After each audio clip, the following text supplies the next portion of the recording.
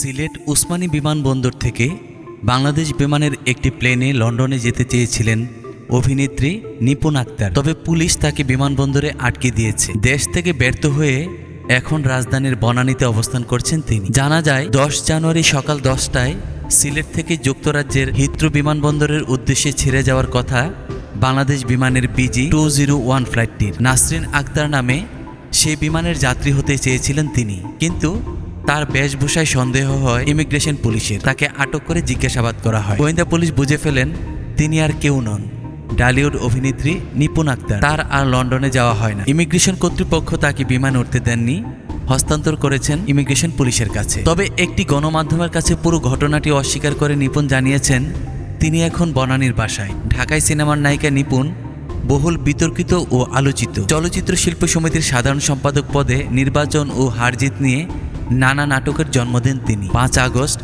আন্দোলনের মুখে শোবিজের আওয়ামী লীগপন্থী তারকাদের অনেকে এখনও গায়ে। তারা কোথায় আছেন সেই তথ্য অজানা।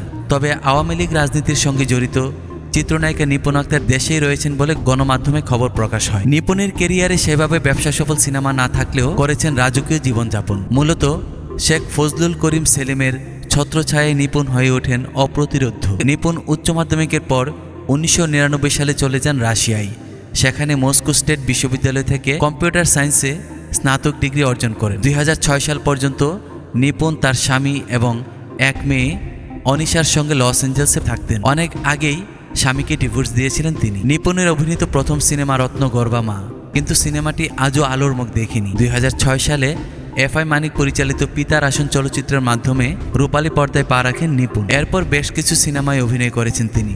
তবে অধিকাংশ সিনেমায় দ্বিতীয় সারির নায়িকার চরিত্রে অভিনয় করেছেন ঢাকায় এই অভিনেত্রী।